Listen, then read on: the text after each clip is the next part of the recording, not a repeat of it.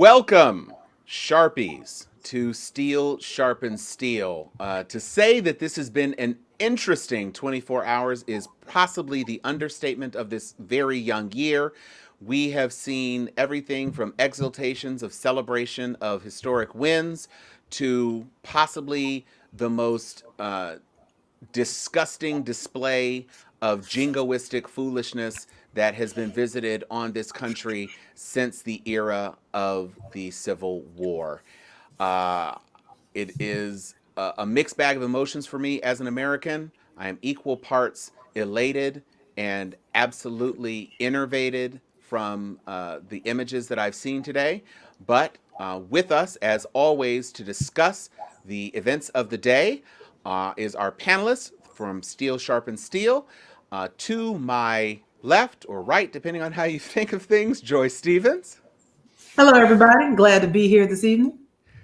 My sister from another Mr. Sharon Letman Hicks. It's that kind of day. Yes, it is. And also from Tallahassee, my good brother, Chuck Hobbs. Yo, Newt, how you doing? Day after J5. I know we have a lot to discuss. First day after J5 in 25 years that I'm actually very sober and ready to give sobering analysis.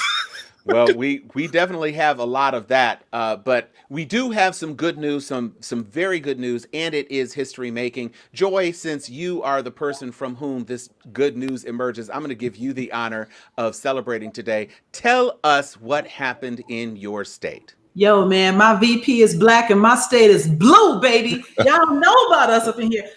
We turned Georgia Spelman blue. Yes, you did. Yeah, I'm very, very proud of us. So I'm not going to act like it wasn't a nail biter. So we pulled a hat trick. Honestly, I didn't really think it was going to happen this way. Reverend Raphael Warnock and John Ossoff have both won the Senate seats for Georgia. We have two Democratic senators from the state of Georgia, and they owe it in large part to all the grassroots efforts that have been going on, not just this month, not just in the last little while, but for the last 10 years. Thanks to efforts large part to my Spelman class in 90, notorious class in 95, classmate, Stacey Abrams, in addition to Fair Fight Georgia, New Georgia Project, MoveOn.org. A lot of different people have been mobilizing. And I swear, if I get one more email, text, postcard, letter, flyer under my window from any one of them, I'm setting something on fire. But it worked. And so today we have this amazing result that we have. Can we all celebrate our very last Raphael is scared email? Because those were the ones I was getting that were driving me crazy this week. Raphael is scared. And then it was, it's looking good. And then it was, but now John needs your help. And it was like, I was going my young depressing, like, but girl, babe, what you doing up in here? Let me tell you though, I got an email from John Ossoff's campaign that said at like 11:30 at night, it said, Andrea, are you up? I was like, did I just get a you up text from John Ossoff? Like, what you doing? What are you doing? Really? The committee that they know about the what you doing text. Like, for real? Right. I'm sad though, because Barack Obama stopped texting me. He ghosted me this morning. Oh. We had been developing a connection. Him telling me all about what's happening to Georgia, and me going, "I love you," And so now he don't text me no more. I'm gonna miss him. That's unfortunate. It is an interesting point that you brought up, Joy, about the Spelman connection with Stacey Abrams, because each of us, in fact, has a connection with a critical person who was a part of this amazing election season. So I have a graphic that was shared on Facebook. I updated it because the graphic I received was kind of raggedy, but I have done this one. We have Stacey Abrams from Spelman College. We have Kamala Harris from Howard University. We have Senator-elect Raphael Warnock from Morehouse College, and the mayor of Atlanta, Georgia, Keisha Lance Bottoms. And the tagline of this message is, don't let anybody tell you that an HBCU is a second choice. Right. Or it is a second tier institution. HBCUs are doing the thing. Don't tell me that you are limiting your possibilities. I know that's right. By going to an HBCU. Miss me with that for the rest of your and my life. Okay. Those words need not form syllables around your palates and your teethuses and your lips, Right. because Keep it out your mouth. the vice president and the first black senator in the state of Georgia. Georgia hasn't had Democratic representation since, what is it, Chuck? Zell Miller? Yeah, since Zell left Since he left the Senate. retired. Yes, And he wasn't anywhere near as blue as Ossoff and Warnock were. he was Republican light. I know that's right. He was in the Yeah, Joe Manchin wing of the Blue Dogs. yeah. And so now you've got two amazing progressives in Georgia. And then you have the incoming governor of Georgia in 2022. I'm claiming it, in Stacey Abrams. And we just need to make sure we can get Raphael through that 2022 reelection bid, because he is up for reelection in 2022, since this was Kelly Loeffler's special insertion to take the term of Isaacson, which is up in 2022. So, And for those who are just now logging on and maybe missed the first couple of seconds, I just want to remind you, that's right. we turned spelling in case you missed it. In case you missed it, Sharon, this has got to be a big day for you, being the strong political activist that you have been for decades. What is your perspective on what we were able to do in Georgia, and what are your feelings about the no longer majority leader of the Senate, Mitch McConnell? Holler at your boy.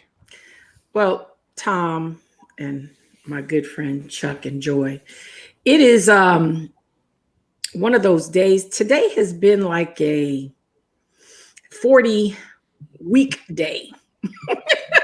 I mean, I wasn't even asleep. I was texting, replying to your text at 4:00 in the morning, and Miss Joy jumps in. I'm like, okay, that means none of us asleep.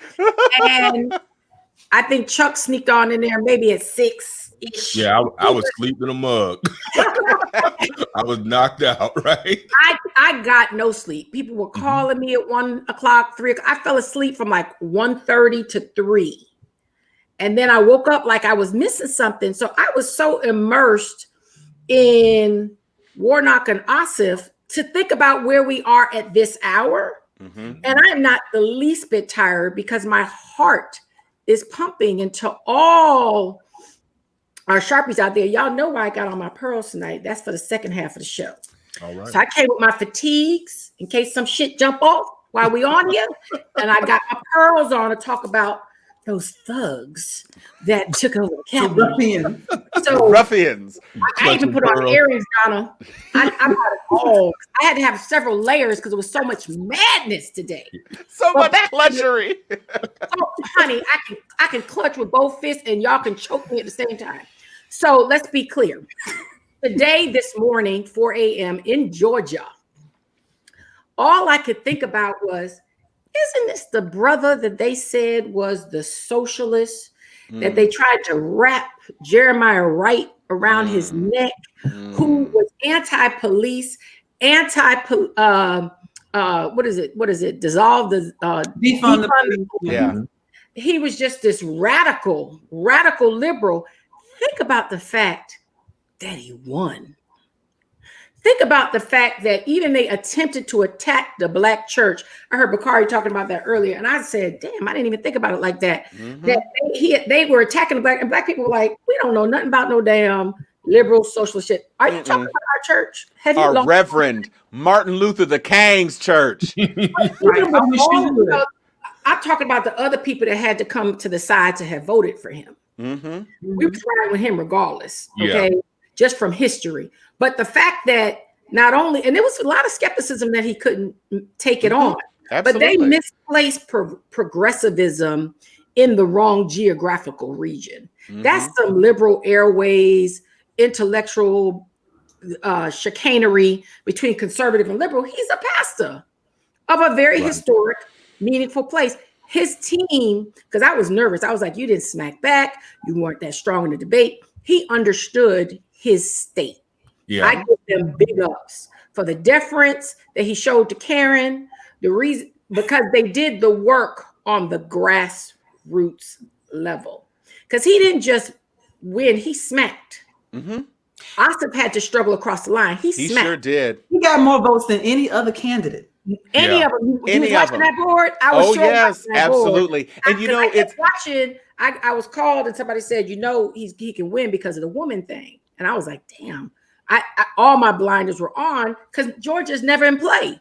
Yeah. And I was like, damn, okay, we got some. I felt better around 10 o'clock last night. Like, okay, this might be a squeaker, but the woman thing, the misogyny, the women know their place. Damn, sisters, we got a lot of work to do.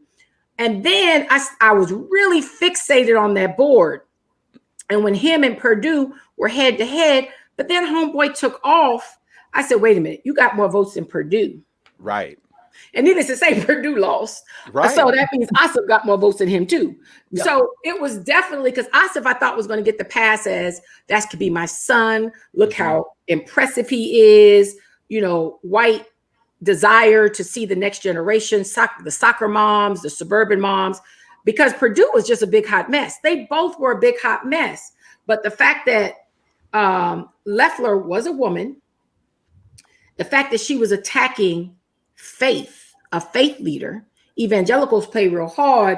And it's not, the South is just unique. Mm-hmm. It's not the Bible Belt of New York City or the Bible Belt of Pennsylvania.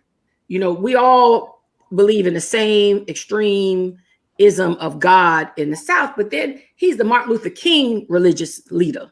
Right. So he gets a different generosity from the base. But the fact that he scored the highest, he got the most votes out of all four, says something about the progressive agenda that too many moderates are underestimating. Well, I think because he never refuted it. See, it's no, he didn't. He never separated himself from Jeremiah, not once. He just kept saying, I don't know who you're talking about. I was a kid when they even tried to bring Farrakhan into it and all this other stuff. But in terms of that liberal radical mantra that really made me nervous, it didn't stick. Well, the thing that stuck out to me, and I'm going to go right to you, Chuck, because you had Raphael Warnock on your show before the general election, as he was trying to make a name for himself in that very, very crowded field. The thing that stood out to me was that Black people did this. Yeah. If there was any confusion at all, and the thing that got me was there were some very early tweets, like within 2 hours of the polls closing, there were these two guys in Georgia who were like, it's a wrap, it's done. And I was like, well, I mean, I know he's ahead, but it's only like 20% of the vote count. What are you talking about? But these guys said, oh no, Democratic turnout is 2% higher than the general. Yeah. It's a wrap. It's done. And I was sitting there watching the horse race and I was freaking out. I was like, oh my God, now the GOPs are both on top. And the gap started opening and it was like she was up by 45,000 votes. And I was like, oh, Jesus, here we go. And then they stayed there. And then all of a sudden it said, bloop. And I said, wait a minute. We'll tell you what that was. I'm gonna tell you what happened. It was that Southern playalistic Cadillac funky music. Yeah, the AT aliens did it. I was worried just like you, and then I started watching, and I was like, well, it was like 65-70% of everything had come in, and somebody's like, they ain't counted decab. I was like, right. Oh, I'm going to bed, right? Because you talking about late, so the Decatur. Oh, where is Greater? Yeah. Come on, son. Yeah, no, it was awesome. Now, Chuck, there were some interesting things I saw about Warnock, and one of the things that turned out in the final weeks was this puppy dog commercial where he had a beagle. Yeah. And I heard a podcast that was talking about the very specific way that they did that because non-Black people associate Black folks with scary dogs, Rottweilers and pits. And here's Raphael Warnock, the Rev, walking around with this little beagle. Talk to me about your feelings about him as a candidate and now him as a senator-elect. No doubt about it. First of all, congratulations to brother Raphael Warnock. Warnock was a senior at Morehouse College when I entered as a freshman, and he was a writer for the Maroon Tiger paper, one of the editors.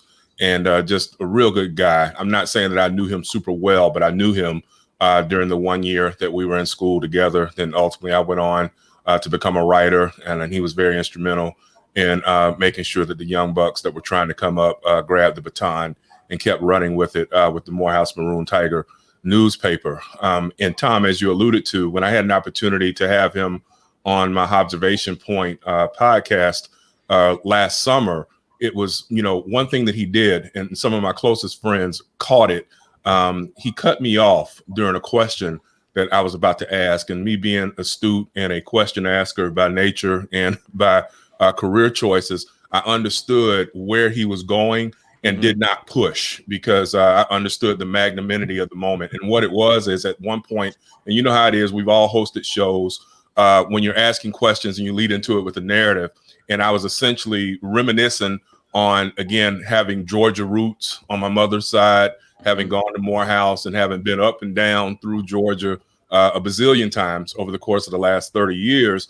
And I was like, trying to get him to talk a little bit about how we all know that the major urban areas in Georgia are predominantly Black or more progressive, be it Atlanta, be it Savannah, Columbus, places like that. But the rest of Georgia is, Klan country. That's essentially what I was alluding to.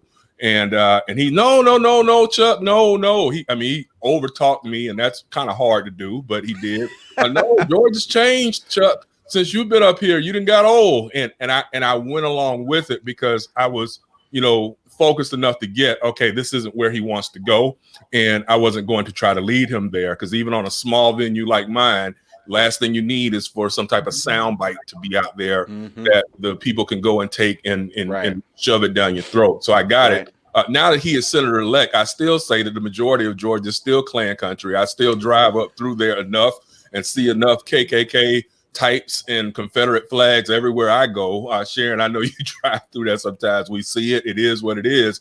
But again, I am still impressed, being that on that Williams side of my family, our initial ancestor came from Africa through a port near Savannah in the late 1700s. One of my cousins, who's a history professor at Tennessee State University, Lee Williams, has done the tracing back. So we've got, 2.5 some odd centuries worth of Williamses there, from slavery to Jim Crow and sharecropping. And so I never thought that one of my ancestral homes would elect a Black man as a United States senator. I saw that one of the hosts on CNN this morning asked Raphael that, and he handled it deftly. But if you had asked me 5 years ago, I wouldn't have foreseen this happening. And so to see Raphael see this through, it's a great moment. And again, as Joy already said, there was a whole lot of Spellhouse love going on today. I mean, we were walking around, chest out, heads held high. I mean, well, they're held high anyway on a day-to-day basis, But the main point, though, was we were all very proud of the fact that, but for Stacey Abrams having that election taken from her 2 years ago, and I want to reemphasize that, taken from her 2 years ago, instead of getting down on her luck, she actually tightened up and she went hard the last 2 years. And everything that we have seen in Georgia, from the Biden win to now John Ossoff and Raphael Warnock, those things I don't think would have happened if Stacey did not do the things that she did. So, Tom, I totally agree with you that we have to look forward to the 2022 election and trying to get her into the gubernatorial mansion. Last point that I want to make on that, though, is when we're looking forward, one of the things that's interesting, and it is too early for us to know, barely 24 hours after Warnock's win and only a few hours after John Ossoff's his race was called for him. It will be interesting to see some of the demographic breakdowns. Like all of you, we're all political junkies and nerds. I want to see the exit polling, who went where and what, because one of the things that I find very fascinating is all of the drama that we're going to talk about to allow Sharon to clutch those pearls later on today. I'm interested to know how much Donald Trump's temper tantrums since November impacted this particular race, because I know that just off of anecdotal evidence, he did not push hard for either of these two, David Perdue or Kelly Loeffler. And on top of that, with his nonstop, these aren't real Republicans, the civil war that he has ignited within the Republican Party, I am very curious to know what impact that has had on turnout in Georgia over the last 2 and 3 weeks by Republicans, and whether that could have posed some of the difference in what it is that we saw. But either way, very excited for Brother Warnock, very excited for Mr. Ossoff, Black Baptist preacher, young Jewish reporter. Again, never thought that this would happen even 5-6 years ago, but it did happen, and it shows that we are well on our way. You're talking about 5-6 weeks ago. I didn't think it was going to happen. I mean, 5-6 years ago. I didn't think it was going to happen 6 weeks ago. True that. When we were in the aftermath of that election, yeah, and it was great that Biden won, but it did take a long time for Biden to be certified. But that night, we saw a lot of the fallout, and where we were anticipating gains in the House and where we were hoping for gains in the Senate, it was looking dire. And it took us a couple of days to figure out that, well, maybe it's not going to work out for us. And Mitch was crowing. Mitch was being extra Mitchy. And then even as we were coming all the way up, I said, the opportunity is definitely there, because in aggregate, there were a lot of Democratic voters and turnout's going to be big. And I just have to say, I've been talking about him for the last 3 shows. Linwood, thank you.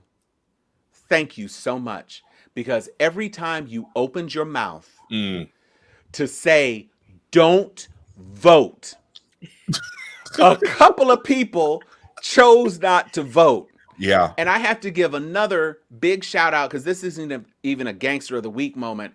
I have to give a shout out to Mr. Trump himself for being stupid enough to call that man on that recorded hour-long phone call and show all of newly blue Georgia exactly what a clown he was. Sharon, I know you were trying to jump, or was it Joy that was trying to jump? No, I'm sorry, Joy. Go ahead. I wanted to respond to what Chuck was saying. And Tom, you just added some pepper on it. I think for Brother Warnock, everything we said came into play. But one of the best analysis that I heard was that he beat Biden's number everywhere, in every county. And there has something that, people of Georgia, there's the Klan people, there's this, but overwhelmingly, it's Southern hospitality. Overwhelmingly, it's gracious people that want to be given the benefit of the doubt that they got some home training.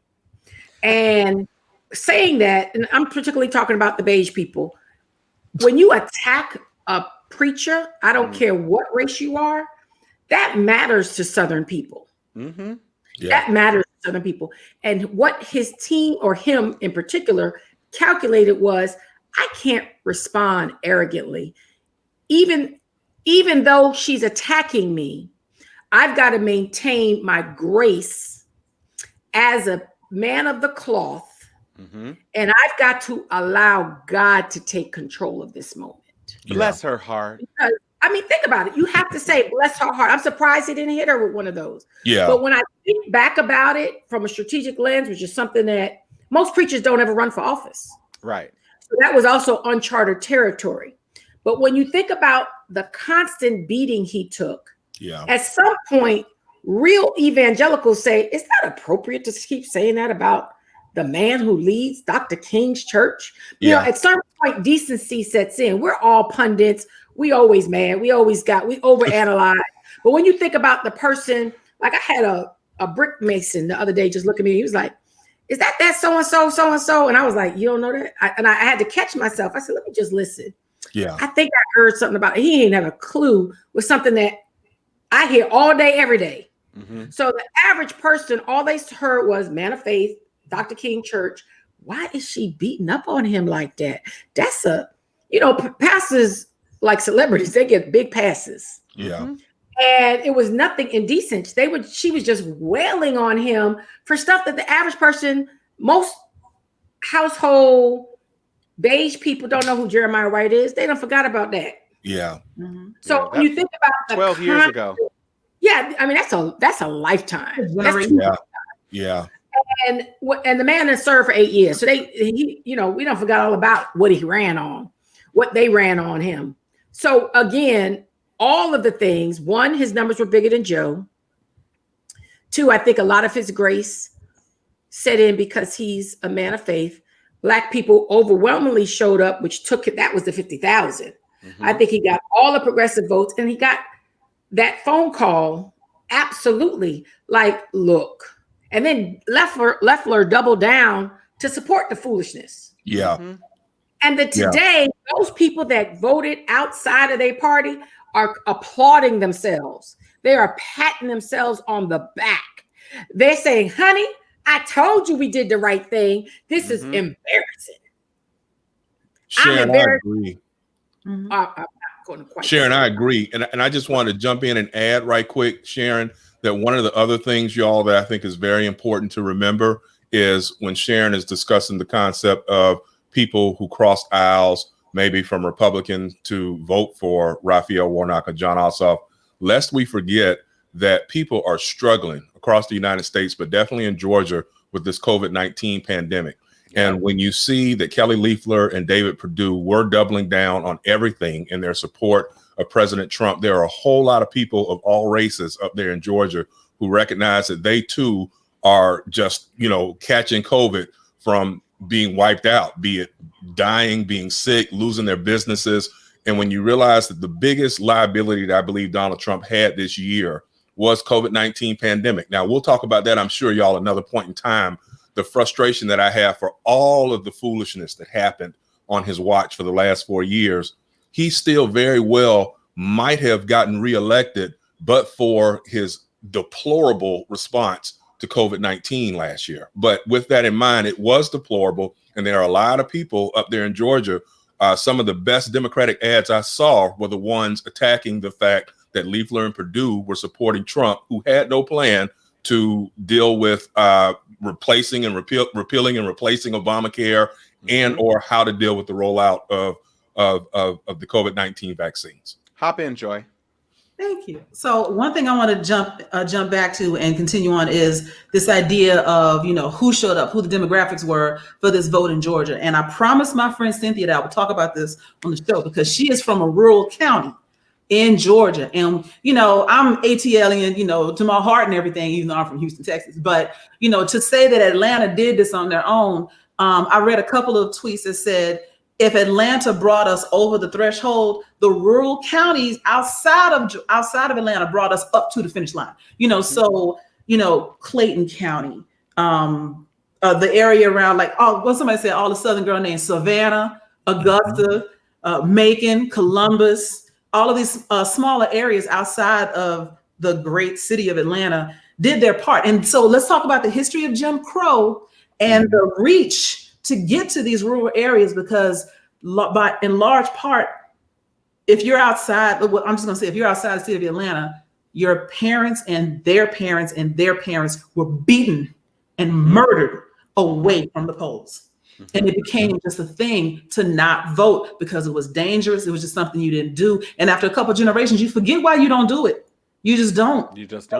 To not only reach out to that set of voters, but to convince them that their vote mattered and that they needed to come back and that it was safe to come back. That took more than a few months of beating on doors. Again, it was a decades-long endeavor to get people to understand, and then to have them talking about Stacey's monumental run for governor to see how close we could get if you would only just do it. The polls, how close we could be. And here we are. And to see the fruits of that labor and to know, as Warnock said himself, my 86-year-old mother used to pick cotton, and now those same hands selected her son as senator. That means a lot.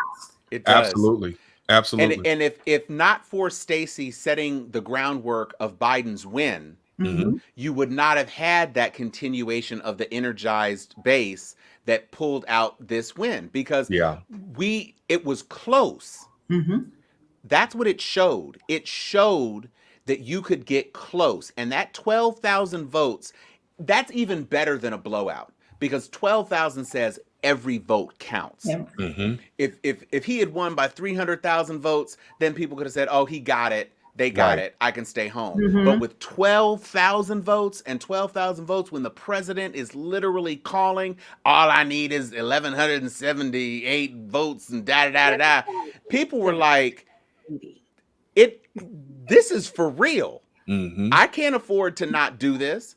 And on the issue of Loeffler keep hitting the Reverend, if she ever went to church a day in her damn life with her half a billionaire ass, maybe she'd know you don't do that to people. Right. Because that was the problem. It's Trump's problem too.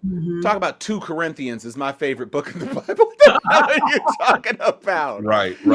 When you front, and that's one thing that religious people don't like. There are, religious racists, but if you try to attack a person that they feel is genuinely of the faith, and it's clear that you are not, that does mean something. And Sharon touched on it, and that is absolutely true, that they did not fully realize what it meant to attack that man that way. And they have reaped what they had sown. And now we have Mitch McConnell, who knew when that phone call came out that it was going to be trouble, because he was dancing a different dance 2 weeks ago. He was. The president has a right to contest these things, and as soon as that phone call came out, he was like, God damn. Yeah. Tom Cotton too. Tom Cotton. Oh, Tom Cotton flipped. Sure did. Very wisely did the moonwalk like Michael Jackson at the Motown Live 25, and backed away from the president. And I was like, okay. And like our boy Will Pierce said today, he is a bright version of Trump, which means Tom Cotton is a dangerous man that we need to watch over the next 4 years, because he can articulate the BS far better and make it seem less BS-y, less so to speak. But it's still the same for those of us who can see through his foolishness. So we've got to be careful with him. And meanwhile, Ted Cruz thought he was going to run a Boston. He got set. Yeah. His ass, you can hang it up, Eduardo. You tried to get your beard. Chuck and I can rock the silver beard, bruh. No doubt. You look whack as hell. And you got that big extra COVID-20 chin that you're trying to hide. And it is not working for you, homie. Go ahead, Joy. Eddie Munster or Grandpa Munster? He looks like Grandpa Munster. Yeah. I was talking to somebody earlier. We were talking about how Mitch started backtracking, acting like he was so indignant and couldn't believe what was going on. And somebody said, you know what it's like when Debo knocked that dude out, and he's like, "You want some more, man?" No. No. I don't even know why we're over here. That's right. Good. Now, I think we have spent enough time. So, okay, wait. I'm gonna put this last thing up before we dance off this, because this is funny to me. Ted Beard looked like taco cheese. Thank you, Jason Hayes. We have the best fans on the internets. We love you for your comments. That was an excellent comment.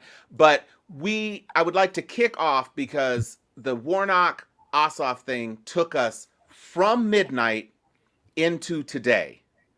And what we saw early today was that Trump was ready to start the foolishness, ready to try to lay the groundwork for this failed attempted coup d'etat. And it started off with him, get ready for the pearl clutch, Sharon, because he actually used some language. But this year, using the pretext of the China virus and the scam of mail-in ballots, Democrats attempted the most brazen and outrageous election theft. And there's never been anything like this. It's a pure theft in American history. Everybody knows it. That election, our election, was over at 10 o'clock in the evening. We're leading Pennsylvania, Michigan, Georgia, by hundreds of thousands of votes.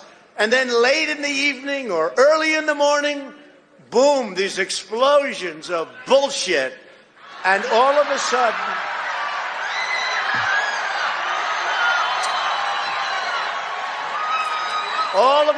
it started to happen.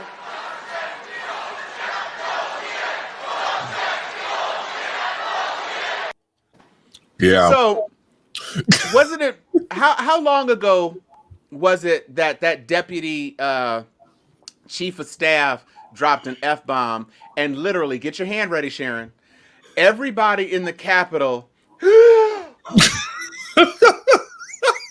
And here you have the city, and let's remember, Barack Obama couldn't even wear a tan suit without And you have the leader of the free world leading a crowd of American patriots in a chant of bullshit.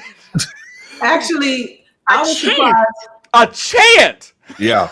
I was surprised that he used the word pretext correctly. Actually, that's what shocked me. That's the real clutch. Right. Right. Like, all right. I hear you, Pretext. John. Look at you reading. Right. Look Okay. at you with your little SAT words with pre and text. Okay. Look at y'all. team. Yeah, well, there you go. So this set off a chain of events that we knew partially was in the making, because we had heard that first there were 100 odd reps that were going to try to contest it, and we knew that wasn't going anywhere because the Democratic Party runs the House, and so they were never going to get the vote out, and it probably wasn't going to go anywhere because they needed a senator to do it, and then a senator finally signed on in the form of Josh Hawley, and then all of a sudden the floodgates opened, and Ted Cruz decided he had to jump in, and so what we ended up seeing was these after effects of what started to happen in the aftermath of that bullshit chant. We had a woman shot who broke into the Capitol building. We had roving bands of armed thugs breaking federal property and entering into the Capitol building. Now, some of y'all been to the Capitol. Sharon used to live in the Capitol. You can't just walk up into the Capitol building. There's metal detectors. There's all sorts of stuff. So that is a crime. All 100 and blank to blank of y'all that broke into this window and crawled in there like you were extras on the set of Ratatouille. You had Capitol Police trying to get congresspersons huddled like they're running against a threat of insurrection in Washington following Trump encouragement.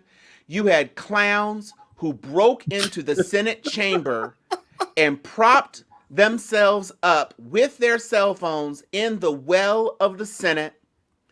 You had this man, who I'm guessing did not have an appointment to see Nancy Pelosi, sitting in her chair with his boot on her desk and wrote on one of her folders, "We will not back down." Then you had this clown who literally stole the speaker's podium, waving for the cameras in his Trump hat. I hope he's unemployed. Looking like Ted Nugent. Looking like they look pretty unemployed. Yeah, they look pretty definitely unemployed. look unemployed. And And it's a Wednesday and they ain't at work. So yeah, well, not at work Wednesday. Huh? And I bet you he got a stimulus check though to get to DC. oh, he used that stimulus check to get to DC. I want to jump in here with everything you're talking about. Go ahead. And remind everybody of one of the words of the year, privilege. Oh, Because this, let's remember, this is not the first time that armed white people have taken over a federal building. They did it with the Capitol in, what was it? Was it Kentucky? Michigan too. Michigan. They kidnapped the governor in Michigan. And remember, they took over that unused federal building way out west in like Wyoming. Oregon. Yeah. What state I don't go to. Yeah. And they were held up in there. I remember because they got held up in there and they would ask people to send them food and people kept sending snacks. Yeah. box. Right. That's what you can eat. Property.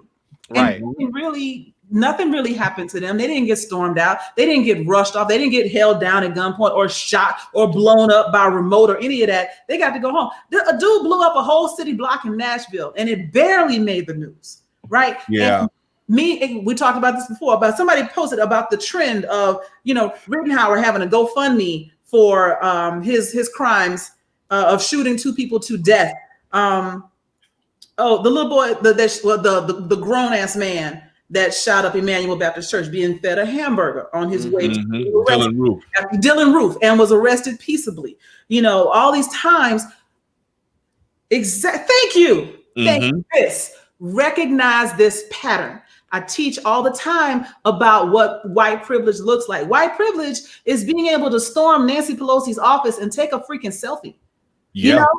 Having actually, there are pictures of cops taking selfies with this mob of people. Mm-hmm. So again, let's remember, white privilege and white supremacy also looks like ignoring the FBI report that came out in 2006 that said all aspects of law enforcement have been infiltrated over the last 10 to 15 years with white supremacist factions. So we're going all the way back to the 80s. If you were a rookie cop in the 80s, you were a chief of police in 2004. You are the head of the union in 2012. They have power. They have built up over decades, and that allows them. It was the cops that opened the barricade to let them get that close, right? And then they can peaceably arrest a few people and whatever. Now, that woman that got shot by somebody that wasn't in on what was happening and thought he was doing his duty. And I want to keep an eye on what happens to him, because he absolutely fired in the line of duty. And I'm going to see if they do something to him for shooting a white woman. That's going to be an interesting dynamic in a minute. But all of this couldn't have been done by Muslims, by Jews, by Black people, by Latin. A group of Amish people could not have rolled up on the Capitol like these white boys did today. And yes, I know there was some mixed other races in the group, but by and large, this was red-blooded Americans that did this. And because of that, again, because of white supremacy and because of this idea that everyone else is a threat, but these are the police response that you saw. When you remember when the Black Lives Matter folks went up to DC, we had National Guard out well in advance, all kind of troops in riot gear. They were prepared for a threat. They never see white people as a threat, merely a nuisance. And the response that you saw before everything popped off was a nuisance response, not a threat response. Right. And that's the difference. That's why they weren't ready. They could have had everybody out, but they didn't think nothing of it, because white people, for some reason, are always miraculously harmless, even though they do all the school shooting. So this is, again, a vestige of privilege and cognitive dissonance and white supremacy all coming together to make our capital vulnerable today.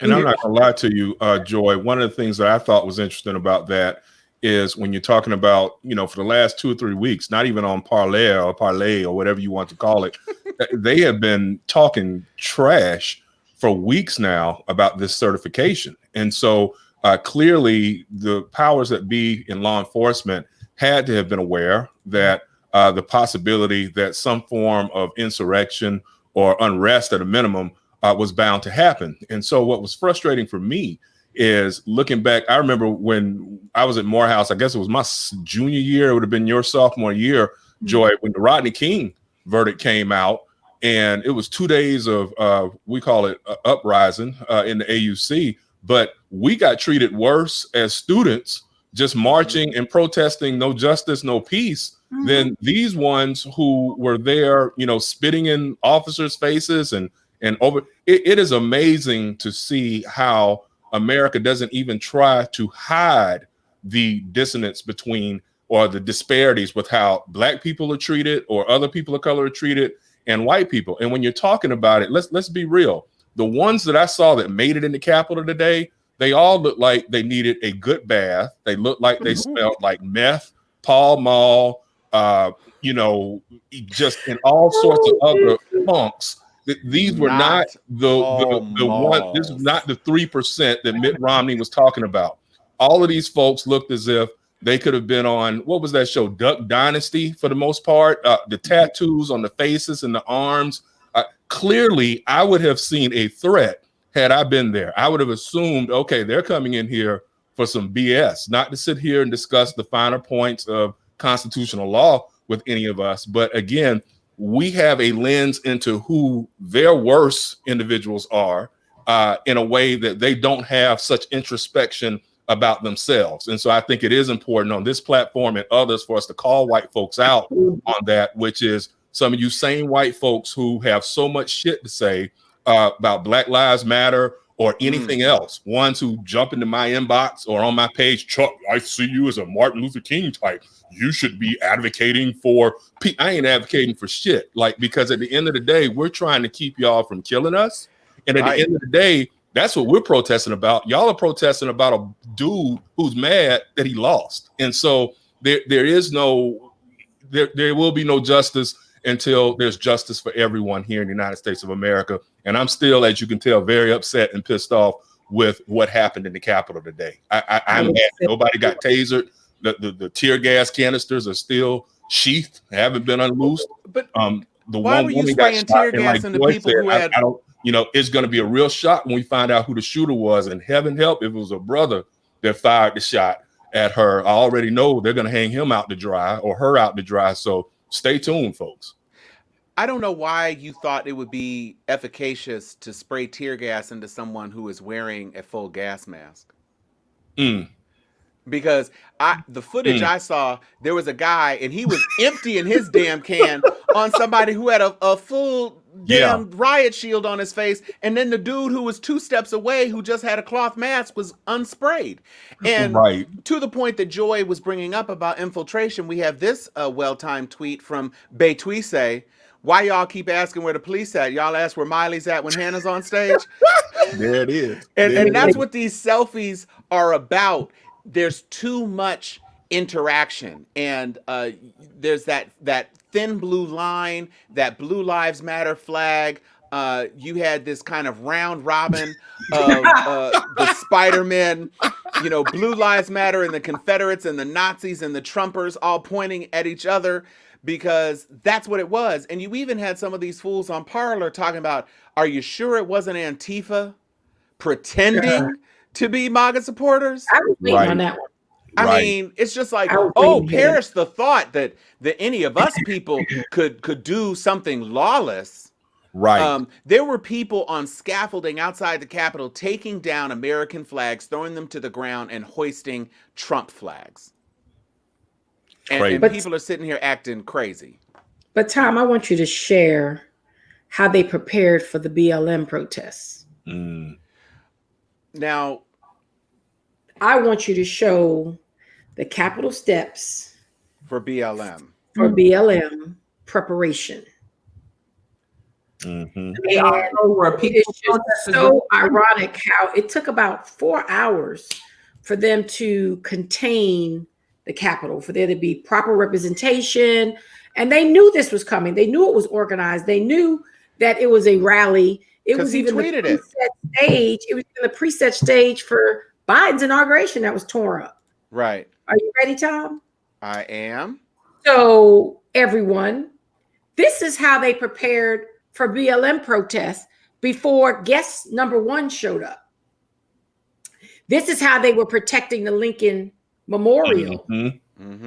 Because God, we were tearing up statues and things. So they were in full riot gear while we just watched posing folks with Capitol property. They didn't even show the offices of vandalism.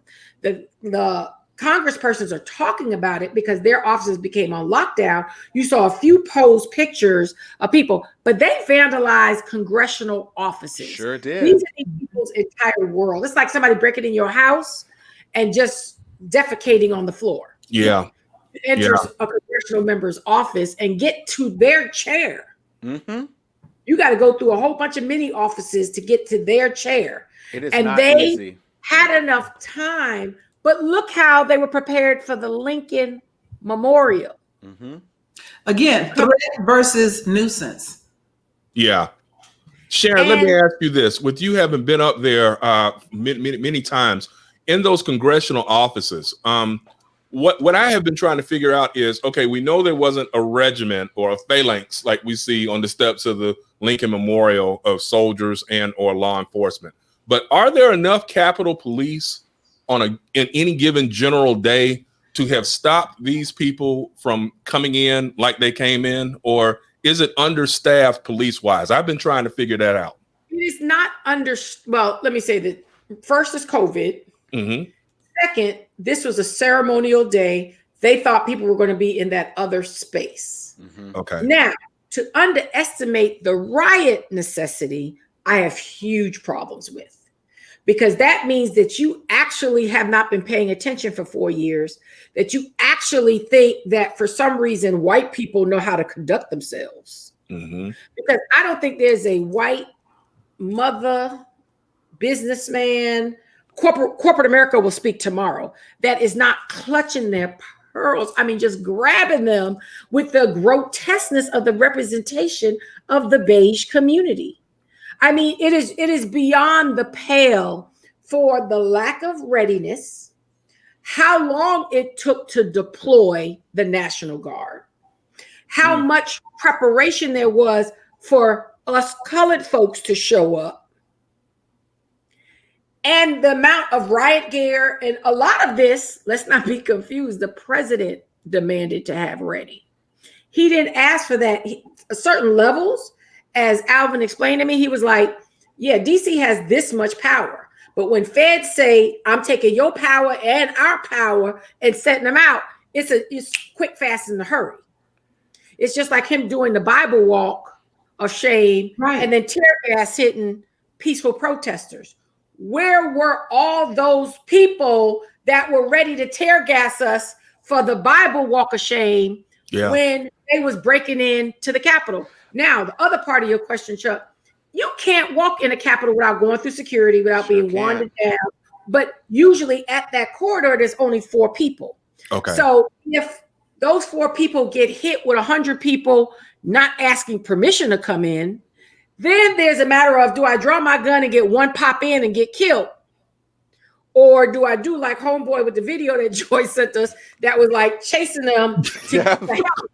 Yeah. The irony of that video was somebody was in front of him taping the whole thing. Right. Did you see how old I am? Did you see me doing this? Okay. Yeah. Versus this. So somebody, I had to check myself. Like, did I just do that? So here, homeboy is cop. I'm coming to so and so, running backwards, turn around, putting his baton down to the white boy, says, "Oh, you gonna hit all of us?" Right. I was like, "Oh shit, he's about to get beat down." And then he led them to the rotunda and then stood there like a badass to all the other cops walked up. Now let me watch that, Joy, because that was gangster. Let me tell you what I thought when I saw that video. He is confronted with a bunch of white people who at that point were not armed. A black cop against a group of unarmed white people, considering what kind of year we've had, that optic wasn't good. So it was a whole bunch of quit playing with his little stick. He had a little baton. Hey, back up. He had a gun on his belt. What he needed was a twisted T. He needed to have a twisted T in his hand. They would have set the F down. I'm speaking. Right. Go ahead, Joy. So he could not pull that gun. Because we've seen time and time again how often you got to think about the narrative after all that goes down. He pulls a gun, pops off a shot or whatever, hits somebody. All of a sudden, it becomes a racial thing, and they now have a potential martyr that they can say, "Look at what happened. We were just trying to defend our freedoms. Let's mobilize the rest of these little militias across the country. Now we got a goddamn civil war on our hands." He had to be very careful. So I saw him retreating. I was like, "Bruh's on the run." But he went back, and like you said, Sharon, he got his homeboys. But now you've got a group of multicultural police. And that video, because I have no idea what we're talking about, and it's worth the show. Yes. Well, so Joy can really break it down. I've gotta try to get that. But what I will say is that to the point that Sharon brought earlier. Well, go ahead, Joy. Okay. Yeah. So the rest of it is he got back to where the rest of his people was. So now you got that person recording. He has not done any damage to this white man who is not armed. So there's that optic that they can't have. He denied them a chance for righteous indignation, because if he had hit that dude, they was gonna pull him apart. First and foremost, because he wasn't close enough to his backup to have saved himself. But when he got with his backup, now we got a line. Now we can just say we're doing our job and it's not all on him. He was protecting himself and protecting the integrity of his force by not pulling his gun. I think he did the right thing, but it didn't look good on camera, but I understand exactly why he did it. Well, and to the point that we were talking about before about preparedness, they just arrested the Proud Boy who burned the BLM banner off that church like 3 days ago. That was the dry run. It's not like this is the first, we had no idea that these folks were going to come in here and cut up. They had been cut up. Yeah. Because they did that same rally before the election. Right. So they're really, and I don't know if it's Muriel Bowser or if it's, the National Guard or if it's some other captain that I don't know what it is, but it looked like Bane locked all the damn police in the metro, like in Dark Knight Rises, because they weren't anywhere to be found. That's And a then good point. Yeah. they just weren't there. And when you see, like, yeah, they had those little the metal stanchions and all that, Which the but police moved. which the police moved. But you know what? Once a person sees that all it takes is their hand moving a thing, that's empowering.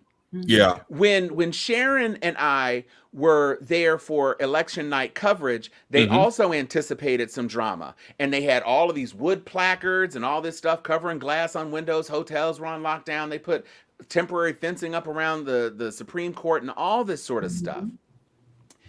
They did not think that, well, let's say, they posited that it would not get bad enough that they would have to do all of that. Because white people are harmless. But they underestimated these crazy lunatic people. And the one thing that is very interesting is that even though they didn't do their constitutionally mandated function of counting the electors today, neither did they get to have their showboat trial and their argument of all the foolishness. This is true. It broke out too quickly. Yeah. And so now what you're going to have is, it would take a really different sort of individual in Ted Cruz to try to play that gambit again. Yeah. So what's going to happen is that you people scared those other people. You scared those people in the suits with the six-figure salaries and the permanent pension and all that other stuff. You done scared them now. So now they see that they are not actually in control. And I know that each of us in our own way saw that little message that Trump finally put out after Biden had to put out his message condemning it, for Trump to come out and say, "We love you, you is kind, Yeah. you is special, you is impotent." Telling all these crap, but it's time to go home. Even though it was a total fraud and they stole the election from us, they stole our election from us, you should go home. Mm-hmm. Because I've been told that I need to tell you that. Wink.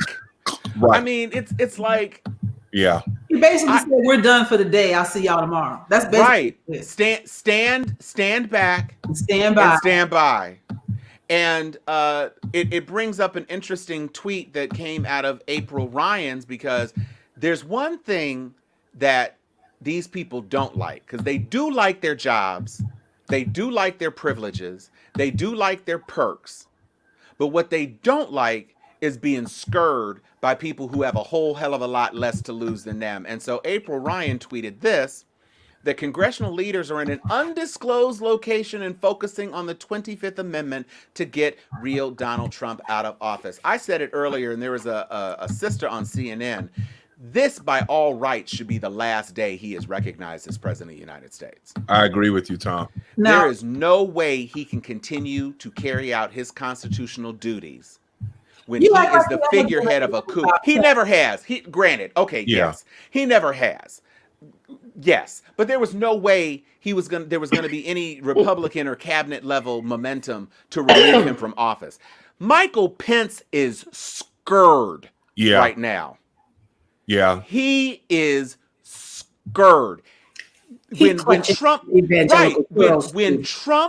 let loose the dogs on Pence and called him a coward and said he didn't do what needed to be done, I'm disappointed in him, they had to usher Mike Pence out the damn Capitol. Right. And it's going to be worse tomorrow. Now, I want to talk about that for a second. It better not be worse. So I heard play the video. People are confusing the video we were talking about with Twisted Tea. I have not been able to download it, so we need to. Well, one thing I want to bring up if you're trying to download it or whatever, but one thing I do want to mention is Trump and his Twitter fingers. I've heard that they've shut down his Twitter account for the next 12 hours, and that's great, but they need to shut it down forever, because what he has demonstrated to himself today is that he has a weapon that he can activate whenever he feels like it against whomever he wants to target. He has a small army. They are everywhere and nowhere. They can pop up whenever they want. They're willing to die for him. And that's all he ever wanted in life, was people that he could control with a drop of a hat. Even if they shut his Twitter account off, all they got to do is get on Ivanka's or Don Jr.'s or something with a little quick video similar to Osama bin Laden, and a video and say, this is what I want, and then go back into hiding as he tries to go to a non-extradition country, because you know that the New York City AG is sitting waiting on him to come back to New York, like Claire Huxtable when Vanessa was late coming from the rescue. Like, oh, you know we're gonna have big fun. Yeah, she waiting on him. So he's out there scared as hell, but he got that totalitarian feel of power today.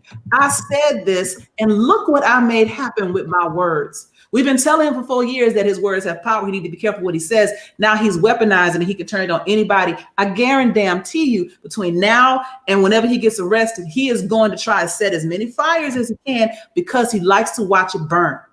And that's what has always been so dangerous about him.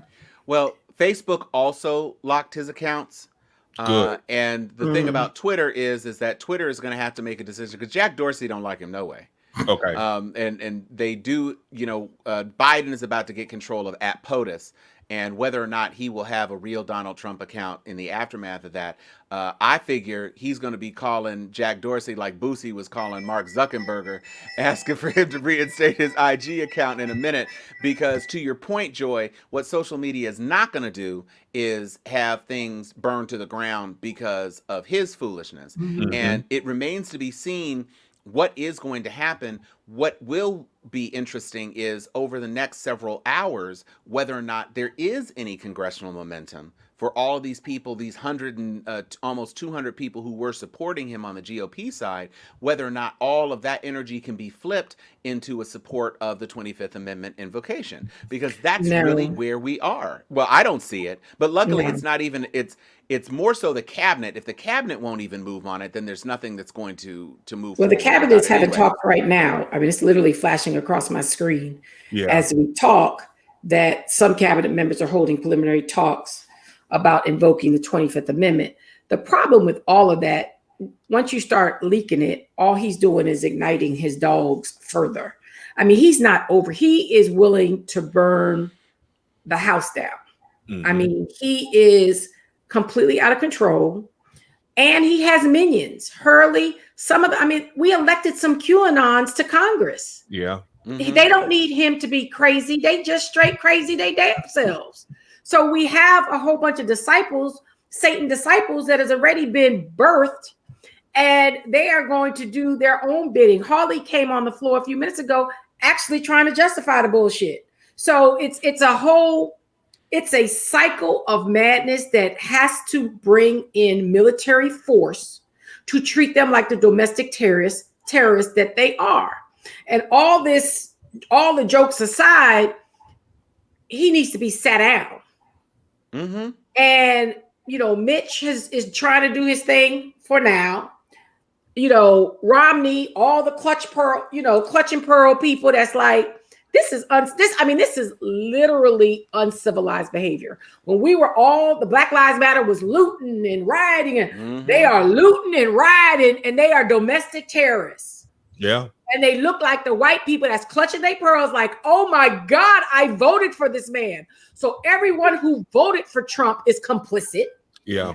Everyone who decided I didn't vote for Trump, especially in Georgia, is sitting there like, Lord Jesus, I am so happy I made the right decision.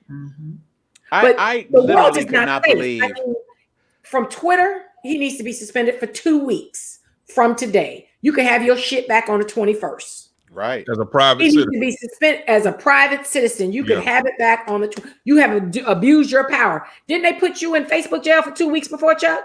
Yeah, I actually got 30 days. I got a 30-day bid. I want that mofo to get 30 goddamn days. Yeah, I got the 30. I got the long ride. I know that's right. I think all of that needs to be seriously considered, because the 25th Amendment is not going to happen. It's not going to happen. They don't have the balls. They don't have the cojones. They don't have the spine. But Sharon, Tom, and Joy, don't y'all think that the easier play is for congressional Republicans to get together tonight in the middle of the night and say, look, let's just cut the bullshit. Tomorrow, let's just go ahead. Let's certify this thing and give this guy his last 13 days to tweet and say whatever the hell it is he wants to say as we continue to make plans for the That's next. what they were doing over the 4 hours, Chuck. They couldn't reach it. You know what they really need to do? And y'all can laugh, but I'm dead ass serious. Yeah. Dick Cheney needs to step his ass in and handle his business. I've been asking where B613 is. He the one that called them 10 defense secretaries together. They ain't talk about it that much. That was Dick Cheney. Gotcha. W put out his statement today. Yeah. W got the handbook of HW, but HW handler was Dick Cheney. I'm done with that comment. I'm gonna just clutch my pearls right here. Let me tell you something about Dick Cheney. Go ahead, Dick Joy. Cheney, He might shoot you. Dick Cheney needs to handle his business. Dick Cheney, love him or hate him, he's smart. He might shoot you in the face. I wouldn't go hunting with the man. A friend. Shoot a friend in the face. In the face. I still think he did it on purpose. But here's the reason I bring all this up. He ain't said nothing this whole time. He has watched it all just unfurl. But a smart man understands when the nation is in danger. And he understands that this is not just, it ain't funny no more. You know, people think it's cute when their little kids start cursing till they grow up and start whipping their mama ass. Then it's a problem. This is what we have right now. And so they thought it was cute. The time to stop Trump was at the nomination 4.5 years ago. Amen. When he first came on the floor, and there were a couple people that tried to stop it, but they got overbold, and then they should have seen all this coming. They played with fire too long, and now they all getting burned one after the other. You know, it's chain lightning at this point. And so Cheney stepped in to be like, I really do believe attempting to try to save the country, because this can go really wrong. Everybody's so shocked and surprised, like, this is the worst I've ever seen in the history of the country. Did you forget the Civil War? Right. Did you forget Reconstruction? Did you forget the coup d'etat in North Carolina in the late 1800s when they killed an entire cabinet of people, black people who had been elected justifiably, and replaced them with their own white puppet government because white people couldn't stand not to have their way. This is what they do. And no, I am not talking about all white people.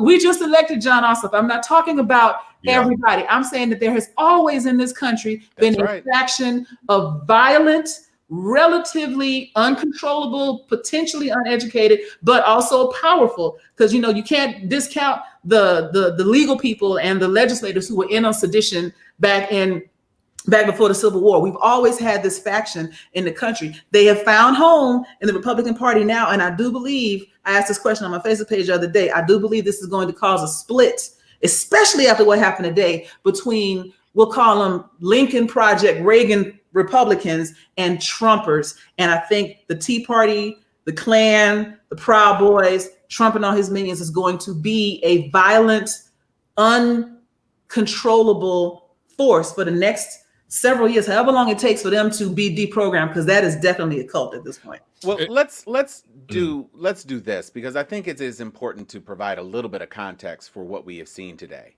Okay.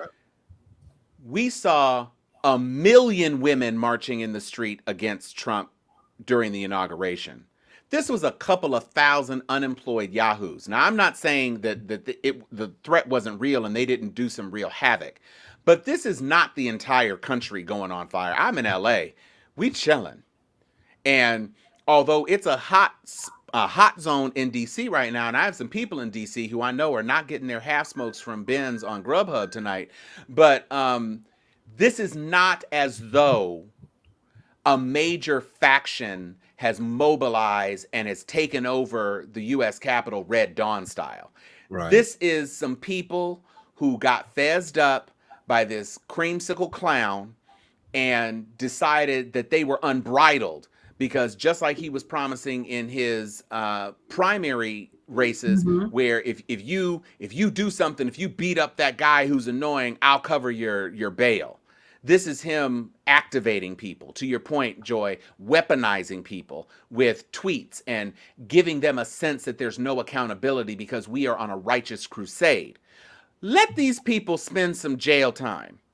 Let these people get scooped up because they foolishly allowed their faces to be taken by AP photographers and are all over Getty Images and everything else right now. Let these people get snatched. And what they did in Portland when they had those unmarked black vans and just grabbed your ass off the streets. Let that happen. Yeah. And let them be taken into some underground bunker where they have no rights and there's no habeas corpus and everything else. You need to sit your ass down right now and call. You need a juice box, some orange slices. What's wrong? Because you're doing too much. Many of those people are going to be picked up, Tom. They're going to be. They are flat, but see, they're non-consequential. They have no asset value.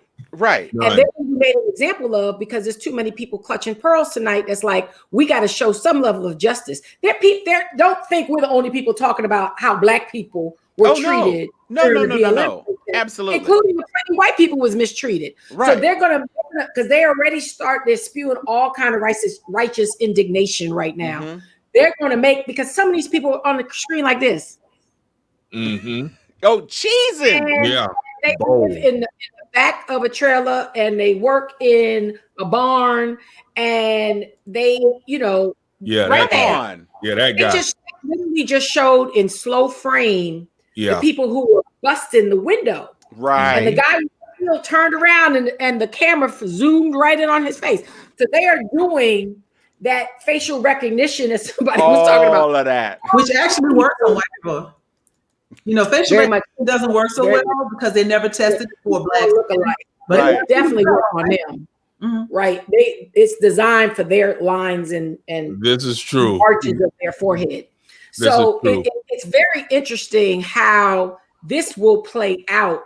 And the media, who is all about Black Power Ungawa, our media, they're going to make sure that they keep providing the additional footage to show some justice, because they just started this new thing pre-today, where every time something goes wrong, they say, and a white male so-and-so. Mm-hmm. They had stopped doing that for a long time. Over these past few weeks, every time I'm like, oh my God, don't be black, don't be black. They clarify before I can go find a picture. That's right. A white male so-and-so. They did that when they was showing that trailer, that RV, not trailer park, but that RV. With homeboy in Tennessee, Joy. They were quick. Some people were like, oh, I think it's the white male. I was like, okay. MSNBC, CNN is glorying in calling these people terrorists right now. They are getting their natural life. They are wilding calling these people terrorists. They're tripping over themselves to call them terrorists and insurrectionists and rioters and thugs. They are living their lives. When they broke the damn Capitol windows out. Yeah. The Capitol windows, when they broke into the Speaker of the House, third in line for the presidency, and broke into her office and decided they could do whatever the hell they damn well please, you're going to jail, bruh. You are the vice president had to be jail. Evacuated. Yeah, right. The vice president. No, bro. This is not what they think it is. Here's something that I'm concerned about, though, is what Sharon just said, and also in light of what, Tom, you're saying. Vice President Mike Pence had to be evacuated. He has been carrying Donald Trump's water for 4 years, probably the most loyal trumpet of them all. And here it is. He gets turned on by the head man 2 weeks before the inauguration. Right. With that in mind, I can't help but think that somewhere along the way, the Republican Party that's in DC, that these congressional leaders and Pence are going to get together and be like, we need to stop the drama. Let's certify this thing and go home. It's out of control. I heard a couple of GOP congressmen, I can't remember their names now, this evening on CNN. They were Trump supporting GOP congressmen too. They were like, this is total. I know exactly who you're talking about. Bullshit. Yep. This is total bullshit. I'm sitting there nodding my head like, yeah, it is. And so in my brain, I'm like Joy said earlier, now it's on them. They feel attacked. They feel as if they are vulnerable. And with that in mind, they just need to shut this thing down. The longer they allow for any of this to linger, it's going to be problematic. Because again, going back to the woman who was killed today, one of my concerns is this. Okay, they were not that heavy today. Like Tom said, maybe a couple thousand people, maybe at best. What about tomorrow? And will tomorrow's group include folks who are going to come heavy? And by heavy, I mean armed to the teeth this time, thinking if it's going to go down, then let it go down. That's what I'm concerned about in terms of they need to shut it all down before it turns into something that we haven't seen maybe since what, Kent State was the last time a bunch of private citizens in the United States got killed in mass. Here's some breaking news, Okay. people. Just Okay. while we are live, Okay. brand new update. Congress has reconvened. Okay. And they are, to Chuck's point, they're getting back to the worker certification. Big surprise. Yeah. Kelly Loeffler has reversed course and is now supporting the election results after the mayhem of the Capitol. So there are a few Republicans who were on, a few Republican senators, a few Republican congresspersons who were on it. McConnell has condemned the mob assault. I thought we'd have to fight our way out. Wow. We've said that the woman who was shot has now died, the Trump supporting woman, and that video is harrowing. We're not going to show it here, but if you look at it, it is a harrowing situation, and it's hard to tell who is more concerned, the police crew or the MAGA crew, in trying to get her situation. But apparently she was shot center mass, so there was almost no chance that she was going to survive. Jim Mattis has spoken out. Trump has again condoned his supporters, and the Army has deployed the National Guard to the Capitol. FBI is mobilizing agents, and no, there is no evidence that Antifa activists stormed the Capitol. So that is according to the New York Times, the paper of record, the gray old lady. And this is new, a West Virginia state lawmaker was among those who stormed the Capitol. Oh, wow. So your seat is going away. Yeah. Yeah. And of course, it looks like what we're going to get is the certification of the results. Now that the cameras are off, now nobody has an opportunity to grandstand. And now that Hawley and Eduardo have burned their chances of being nominees next time. Yeah. That's the single ad you need to have. Yeah. You sat there while Nero fiddled and DC burned, and you encouraged it. You handed him the match. Yeah. And so he's done. Go ahead, Joy. So about that grandstanding, that's what was supposed to happen today. They were supposed to show up and be like, this is an outrage and I want to protest, because they thought they could continue to ride that line and hold on to Trump's base and still appeal to moderate Republicans and say, well, I'm not saying it was a fraud, but we should absolutely check. And I protest and have a mock protest, drag it out all day, get a couple sound bites they can use later with Trump supporters when they needed to. And then go home with Biden being president. And Trump came through like a tornado and effed it up for everybody. They're like, bro, we had this handled. Why you come act up like this? And then you got Pence, like yesterday, Pence was like, you know what? I'm not really comfortable with my legacy being this. So I'm gonna go ahead and just write this little letter and let everybody know this ain't even my job, bro. That ain't what I'm supposed to be doing. Even Mitch, like I said, was like, no, I don't even know what happened. Mitch is clutching pearls, with his little crusty black hands or whatever's happening with him. Mitch's hands had a plan on how they could make this work. And now this has given all of the moderate Republicans and all of it, even some of the ones that have been some of him, a chance to do a hard break from him and pick a side. And they're going to have to pick a side after today. You cannot condone the violence that happened today in any way, shape, form, or fashion. Sure can't. You're going to hold on to the larger base. You'll never get the young vote, any moderate vote, if you say today was okay, and they have to know that. But Trump messed it up for everybody because he don't know how to act in public. Yeah, he does Stay not. under the stairs with the rest of the crazy children. And Ted Cruz out there with his fupa beard talking about I'm trying to we're a nation of laws after all, and violence is bad. So don't be violent. But the votes, and I'm sorry. And it's like, you can't, you let that man call your wife ugly and said your daddy killed Kennedy. You can't be president, bro. You are juggling his testicular orbs like a Snoop video. Yeah. You cannot be president, Eduardo. You cannot. And Josh Hawley, you are so young. You really thought you were going to grab the brass ring.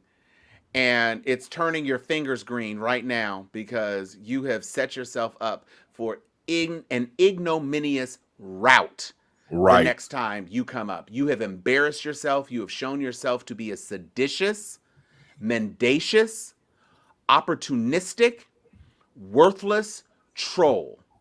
And our boy Chan had a good comment. He's like, what's funny is that a lot of these people are now going to lose their right to vote. Bloom. Because they're going to be felons. Yeah. Felons. Hadn't even thought about that. Yeah. Convicted felons. It's a good point. Yeah, it's crazy out here. And the other problem I see is that when you're talking about a Hawley or a Cruz, we cannot discount the fact that Donald Trump has won. I mean, clearly there have been racists before Donald Trump in the Republican Party. Everybody knows that. And of course, there were racists even decades before then with the Democratic Party, just in case someone is sitting at home saying, well, the Democrats are right. Yeah, I know. Google the Southern strategy and stay off my page. But with that in mind, Trump was able to win because in America, there still are a number of our fellow Americans who are obsessed with celebrity. And they are obsessed with people that they believe are wealthy. And it's not just the trumpets. It's just like how from time to time, even in our spheres of influence, when we're talking about R. Kelly, there are some people who are riding with R. Kelly to this day, even if they caught snippets of the video, if they've heard 800 witnesses say that he did all of these awful things to young girls, there are still some people that are like, well, no, I'm gonna ride with Kelly because that's my boy and whatever. And so you see that playing out with a lot of these Trump people. He can do anything that he wants to do because they love him because he's a celebrity. These regular old politicians, the Tom Cottons of the world, the Ron DeSantis's, the Josh Hawley, they are not going to titillate Trump supporters in the same way that Trump did because they never have really cared about policy. They don't care about conservatism. A lot of Trump supporters just like the way that he makes them feel because he's owning the libs. That's one of their favorite phrases to say, or he's dogging out the blacks, or he's talking trash about the Muslims or the Mexicans and what have you. That's pretty much all it is. And if you take that away, they could not care less about anything else that's policy based. And that's all that these other regular rank and file racist Republicans are able to really discuss because they're not going to be able to go have these MAGA rallies with hundreds of thousands of people seeing a celebrity. So, dude, I need us to acknowledge what our viewers are writing, and I just checked in. Lindsey Graham just decided that he was going to be McCain's best friend again tonight. Oh God! And just did the noble thing and got up and tore Trump a new one. Are you? Oh, wow. One person holding up 155 million people's votes. This is enough is enough. This is a disgrace. John, I can't even say it with a straight face. I was like, I need to get off this screen. What a he coward. Just went on, and Kamala Harris is the new vice president of the United States, and Joe Biden is the president, and I didn't vote for them, but God damn it, they won. And went on, and I was sitting there like, I know I was looking crazy, but I know I was like staring blink off the goddamn screen because I was stunned. I was like, I put y'all on you know what's crazy about that though is that now he has found his spine. Now that Trump's tweets are disabled, I think most of these folks are afraid. Vice President Pence is going to do the right thing. I was like, this is not happening. Right. Everybody, look at our feed. Everybody was looking at it. Everybody was like, what? But it was. He gets the biggest hypocrite of the year award. Yeah. If you have flip Hands flopped more down. times than a pancake house, come down to Lil Lindsay's Pearl Clutch Emporium so you can get as many pearls as you care to. We also have fainting couches. We also have divans and parasols, as well as a variety of Not the fans parasol. and kerchiefs to make sure that you have covered yourself in whatever you need to keep the smelling salts nearby. That's Little Lindsay's House of Clutch Pearls. Make sure you stop by the next time Trump has lost his Twitter privileges. Now, I'm going to tell you what happened. All of them got the fear of God shook into them today because they realized, as I said earlier, Trump has weaponized his base. Yeah. And with the click of a button, all he has to do is get enough rumors out that said Trump said go attack this place, and they're gone. And that could be any of them, which is why the vice president had to get ushered out today. So Lindsey and Mitch and the rest of them was like, all right, let's quit fucking around. It's time to go. Like, Right. all of a sudden they realized, like I said, it's cute to somebody get hit in the mouth. And they all realize Right. next. So they're like, all right, we got to hurry him handle this shit right now. So playtime is over. Carla, Right. I am not posting that comment, but I appreciate you. I literally went like this. I think we are witnessing there are a couple of things that crossed my mind today. One of the critical things that crossed my mind was this is exactly how desperate Donald Trump was to try to hold on to this office. Because if he wasn't scared about Letitia and Cyrus and somebody in Georgia now, especially now that it's two Democratic senators, aren't any state office holders from statewide on the state perspective that would necessarily create an investigation into these felonies of suborning of voter fraud. But you've got some pressure being applied in the state of Georgia from state legislators calling for an investigation. That is not pardonable. None of the charges in New York are pardonable. He's got dozens of sexual assault cases. He's got thousands of fraud cases from people to whom he owes money that were all put on hold when he entered office. Deutsche Bank is openly discussing how they can get rid of his paper or foreclose on him. The IRS no longer offers him any executive privilege on this audit. The audits that he said were going to be done, the tax returns he said were going to be shown, Congress can do whatever they need to because he will be a private citizen in 13 days. All of it is coming down. And it's coming down quickly. And by the way, he can't even go to Scotland for the inauguration because she was like, no, bruh. You can't come You here. can't just come here to play golf. You have to have a legitimate reason, and that is not a legitimate reason. Palm Beach don't want your ass for more than 7 days at a stretch. Ain't gonna be no airport. You could get a paper airplane named after you. You could fold up some of those bankruptcy judgments into paper airplanes and make an airport for your bankruptcy. They should name the airport on Guantanamo Bay after him. There you go. I like that. It's not your congressional library is going to be a broken BlackBerry. There is nothing. There is nothing you will have. You have torn your legacy to shreds, poured gasoline on the shreds, set them aflame, danced through them, and fell into a pit of broken glass. You have destroyed your name. Do you understand that, sir? Your children, the name, your children who thought they were going to be able to ride you all the way to their graves. Ivanka, it's going to be, ain't going to be no more Trump. It's going to be Kushner. Yeah. And if Laura even stays with the dummy child, you know, maybe she'll just get one of those things. She might be Laura T, whatever her maiden name is. It's over. There is nothing left of look, you're going to see how quickly it falls to pieces. Look, as Al just put it, he can go to Russia. Let me clear. He can go to Russia. But he ain't going to go to Russia in style. I'm going to make my prediction. Yeah, he can, because all his stuff might already be there. Look, I'm going to make a prediction. I ain't wishing this on nobody. It's just a prediction. He going to go out like Elvis in the toilet. On that gold throne. On a gold throne. And, you know, you said that you thought he was planning to. He's gonna end up in Russia, or he gonna end up like Elvis, because he'll be immortalized like Elvis forever by his cronies. Yeah. Jennifer Edson just said that Ivanka is planning to run for governor of Florida. Going right ahead, girl. Yeah. Going right ahead. Get shamed.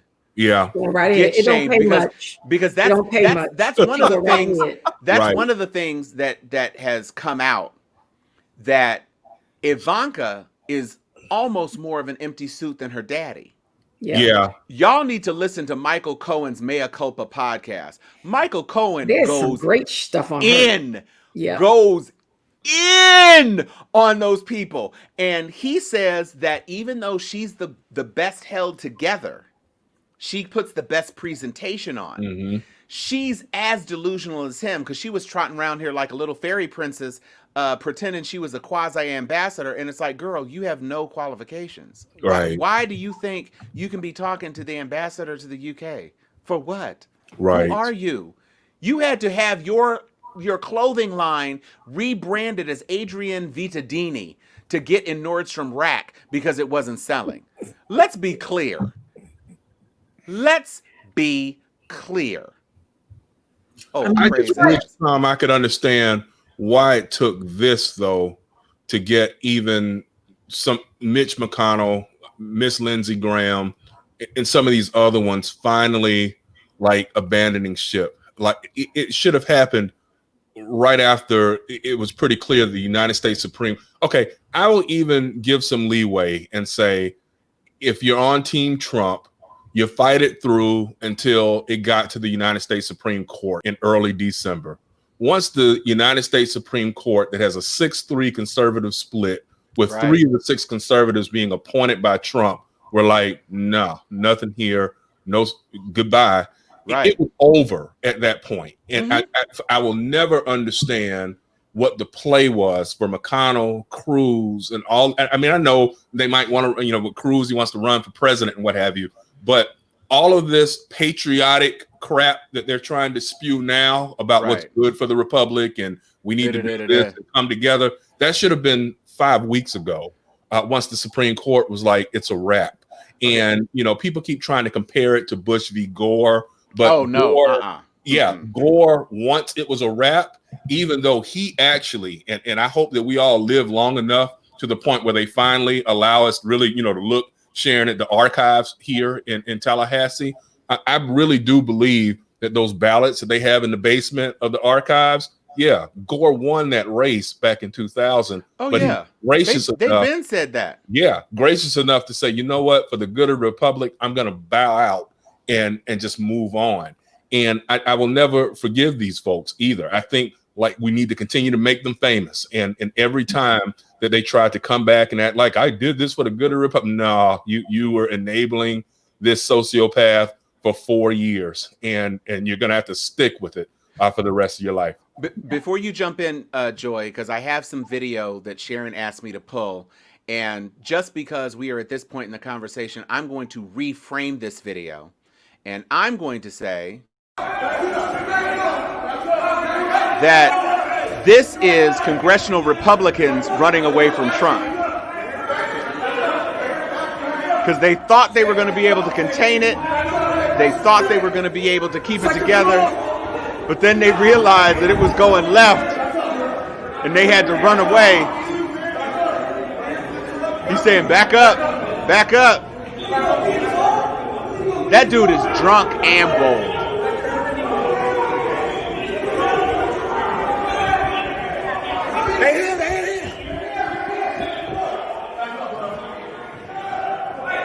See, he's just a solo. He probably could have whacked him a couple of times over the head.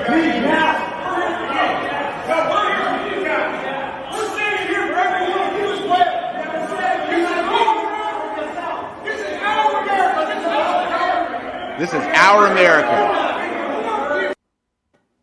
Yeah. Whoo! Yeah, dude. Yeah.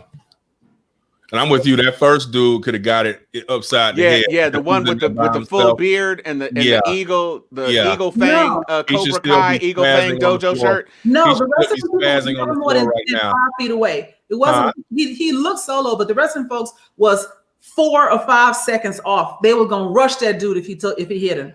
He knew that. No, he stopped. He stopped in the right place once those other people had guns drawn when they walked into the That's where he little was foyer. headed. Yeah, that's where he was headed. No, he did it. But you saw just how insane, how insane these people. This is our America, and we can do this, and we can be here. Man, look. So that's one of the problems we've had over the last 50 years is that American exceptionalism has turned into a false idea of American invincibility. Mm-hmm. You know, and so many people feel like I'm an American. I can do it. That's why that chick got caught in the other country without her mask on, thought she could do whatever. Remember that kid that got caned in Singapore? Oh, Yeah. yes. For I ain't gonna never throwing forget some that. gum on the ground. Mm. Yo, Got him. you Got can him. do what you want because you think that your Constitution protects you like a cape of adamantium wherever you go. That ain't how the world works. But it's coming home to roost right now. And Jennifer asked earlier. She goes, "I heard that Trump had dirt on all the people that stuck with him this long." It's way up in the comments at this point. And that may be true. That could be why some of the folks stuck with him for that long. But I also think they got some bad advice. Their campaign managers or whoever is looking at Trump's charisma and thinking, you can do that. You stick with him. And then when he's gone, you can be the next Trump. But they ain't got it like that. They don't. Ted Cruz could never, you know, he was never, to your point, he was never a celebrity. He didn't already have a built-in following. And he looked like everybody trying to get a piece of that shine. You know, all that glitters is not gold. They can't do it. And they realized way too late that they should have cut ties a long time ago. These people were gassing those Republicans up like folks were gassing up Carrie Hilson like she was the next Beyonce. Right. Now Carrie Hilson ain't even got a man, much less a record deal. So I'm just saying, and I've met Carrie Hilson. Carrie Hilson is a stunning woman. She is a stunning woman, but she is not a starra. It takes more than a suit and a position on Capitol Hill to be a starra. And Trump brought that power to the party, and that's what made him a success. And none of them have it. Not Micro Rubio. I admit I stole Micro Rubio from one of the Lincoln Project dudes because that just tickled me to death. And did you see him with his Pearl Clutch tweet about 6 hours ago? No, what did little Marco Oh say? man, Micro was out there talking about this is wrong. That's just wrong. You can't be running through the Capitol all willy-nilly. That's wrong. These are your people, Marco. Yep. Exactly. Mm-hmm. You know what I'm also reminded of is what is the poem? I can't quote it right now. But I was silent when they came for my neighbor, and then they came. Yep. For me. I think that's how the Republicans are feeling. Like they've been watching Trump go off on all of their political enemies and been like, yeah, get him. And then, rah, he turned on them and they're like, I thought we was cool. No, we have to go. And so all of them realized how much danger they were really in today. And it was a slap. It was a twisted T slap in the mouth for a lot of them. Sure was. And they realized we got to do something.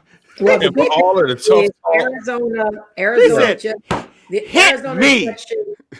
Arizona objection just died. 93 senators voted like they had some sense. Gotcha. So that's a long way from the 12 they thought they had. Right. So only six maintained their ignorance. Yeah. And bye. But homeboy is shutting it down. Mitch is shutting it down. They're gonna be up all night. I'll be in there all night. They're gonna be there all night. They reconvening. They're doing a 10 p.m. break to come back at 11:30. What I'm trying to figure out is when you took that oath to uphold the Constitution and you facilitated and suborned sedition, how are you even seated? All 124 of you Republican GOP congresspersons, how are you seated in Nancy Pelosi's house? So at this moment, I would like to say that I hope the rumors I heard are true and that Biden is looking at Merrick Garland for AG. And I would love for some of this to come back on them after the fact. And Merrick Garland is a petty pick, but I don't know if he has the balls to do what needs to get done because his whole thing was he's moderate. Now he may be could petty and moderate angry too, now. but petty bitch. I mean, He I could would- be. if it Yeah. I was- just need to see the petty. I want the petty bona fides. I want him to come out with the memes with the First of fingernails and the wig. That's what I need. I need Merrick Garland in one of those memes. I'm so underwhelmed. I hope he got something in that pants that I don't know nothing about.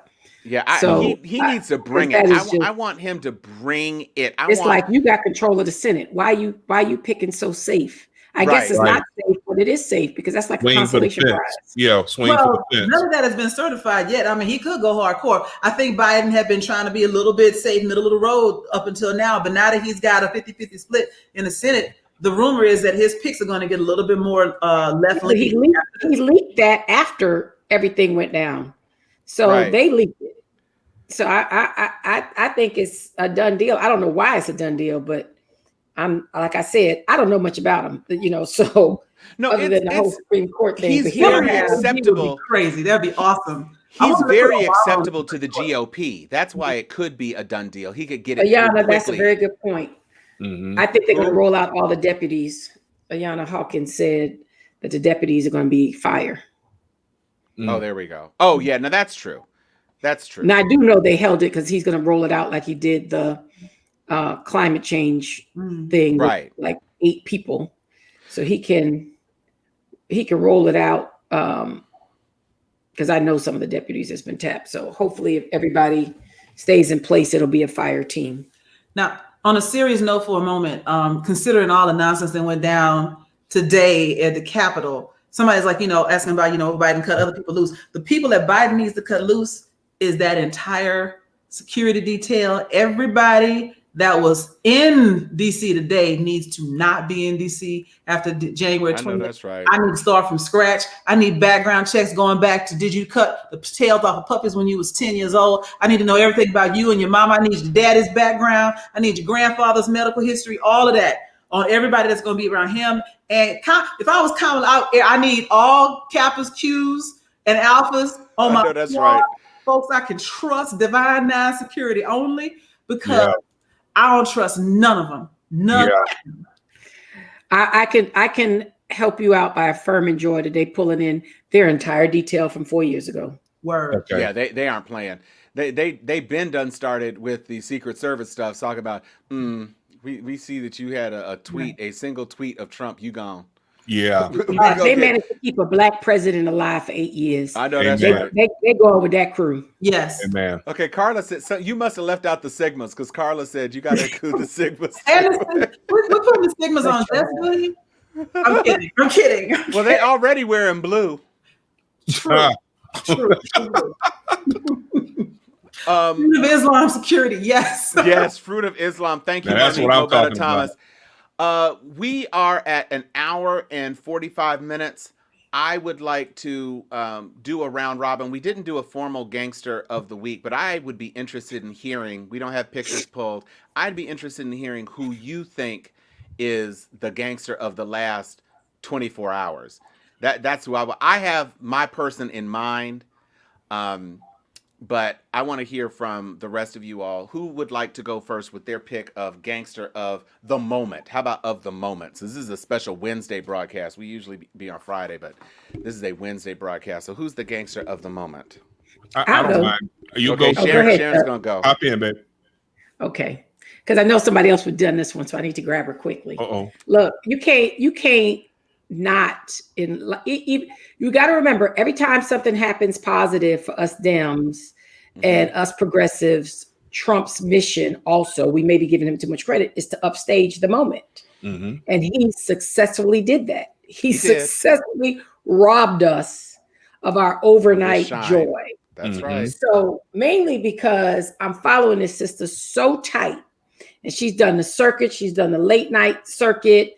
She said, everybody's question is what's next for you. She said, my only mission is to make sure that Reverend Raphael and Asif got elected today or yesterday.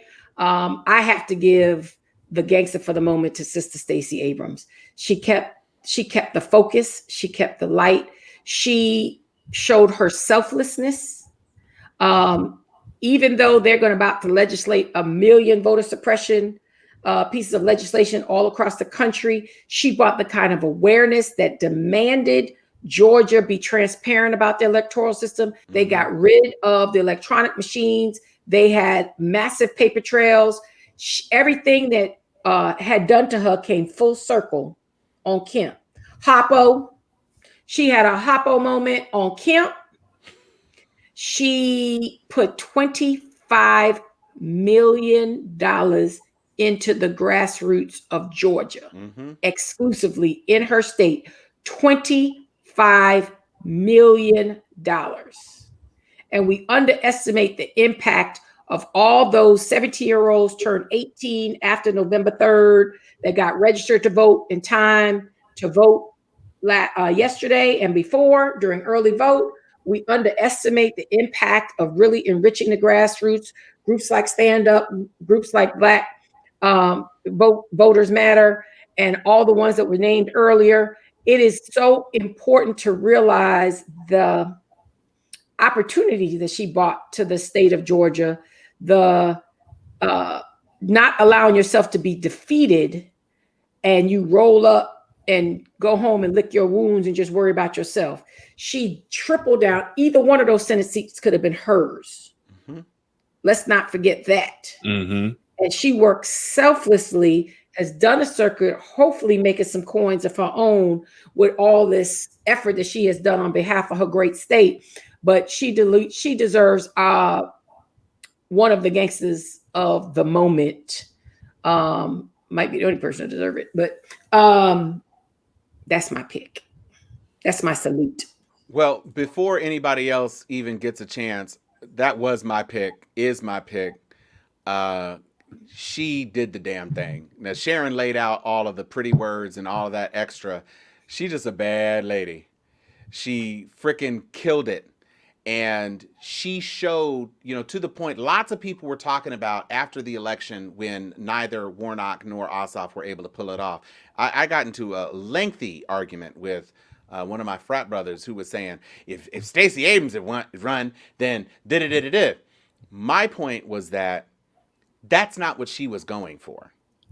If Stacey Abrams had been a candidate, she could not have been doing what she needed to do in order to get that state for Biden. She couldn't have, because being a candidate and trying to do all of that advocacy is not a recipe that works. And she did it. And then in addition to doing it, came out and made sure that y'all people went and got those 2 seats. We were upset on November 3rd when we thought all was for naught. Yeah, great, Biden, but Mitch is going to stand there and be obstructionist and do everything. I said today on my page, this was the polar opposite of what I felt like in 2016. I called Sharon. We were aghast when Pennsylvania went for Trump and Florida had already gone for Trump. And we literally said to each other, what is going on? And when I sat there clicking and refreshing, I had WAPO, I had New York Times, and I had Atlanta Journal-Constitution, and I was going tab, tab, tab, tab, tab, tab, tab, looking for every little vote change.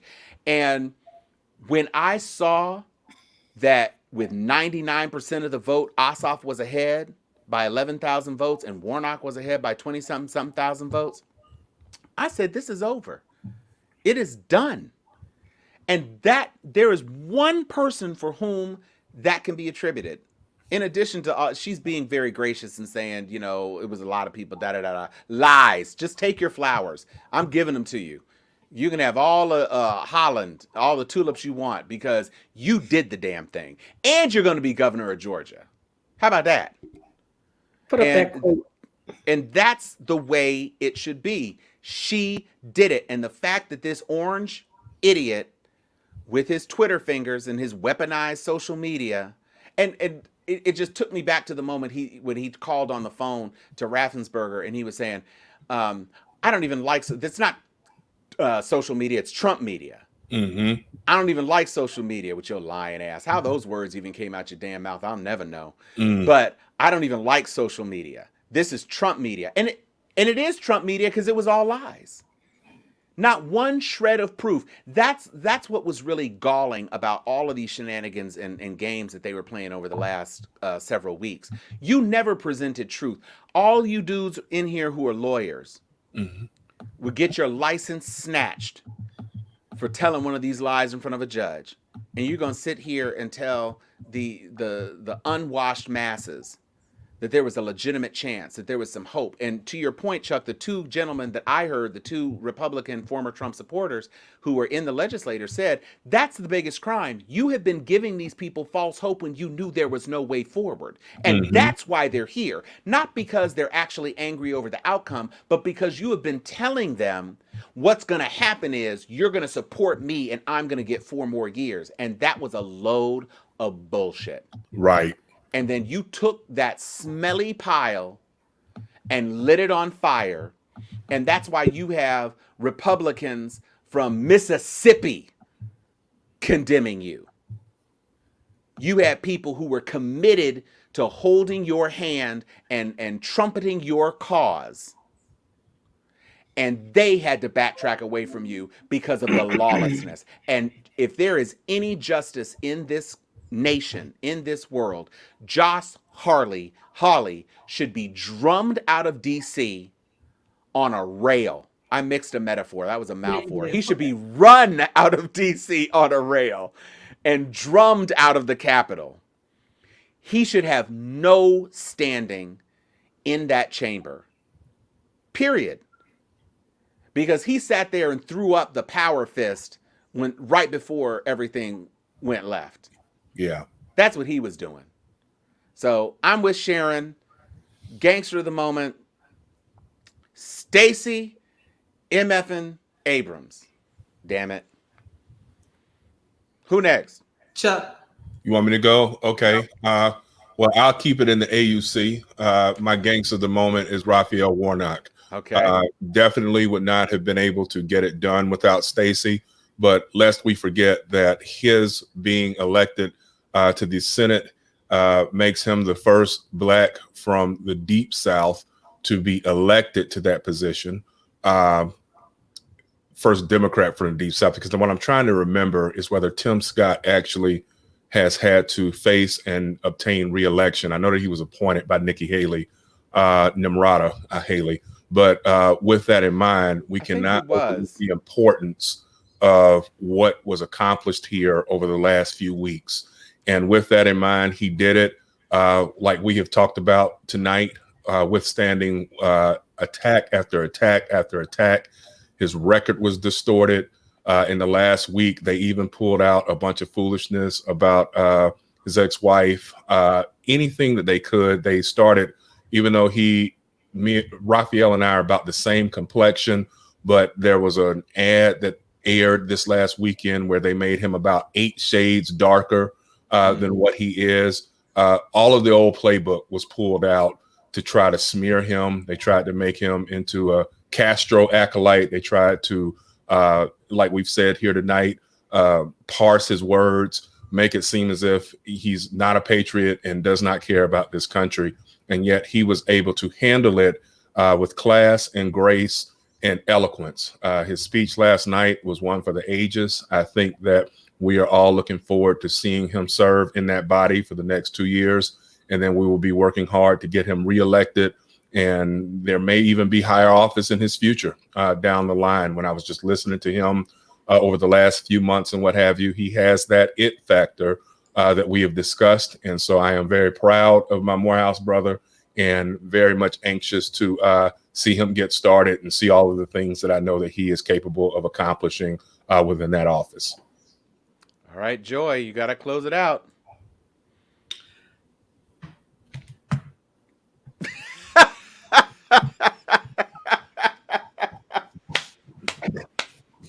Felon class of 1995, my classmate, Stacey Abrams. We've said enough. I don't need to say no more. Y'all know what it is. Gangster of the year. All right. Gangster of the last 2 years, to be exact. Mm-hmm. True. That's right, because she gets 2020 as well. This is true. Ladies and gentlemen, we thank you. This has been an amazing special episode. This is not our usual broadcast day, but obviously the circumstances of the moment justified having the sort of trenchant analysis that you have come to expect from the Steel Sharpens Steel crew. We thank our Sharpies. You all, I think possibly this is the most comments we have ever had on a post. Y'all were on fire. It was an amazing broadcast. It has been an amazing day, an amazing set of circumstances. To your point, Chuck, Tim Scott was elected to a full term in 2016, so he wasn't Okay. up this time, but he was appointed in 2013 Gotcha. and served, was reelected to a full term. So not the first and only black man. And of course, in Reconstruction era, there were a couple of Hiram Revels. But not as a Democrat. And Right. And they were appointed. We have to keep that in exactly. mind. Yeah, elected senators versus were appointed. back That's then. correct. Mhm. So that's a fair point. But here we are. And this has turned out to be a day that has thrown Mitch McConnell into the minority role in the Senate. Thank you. I am right there. Joy was doing the body yaddy yaddy dance or whatever for Mitch McConnell.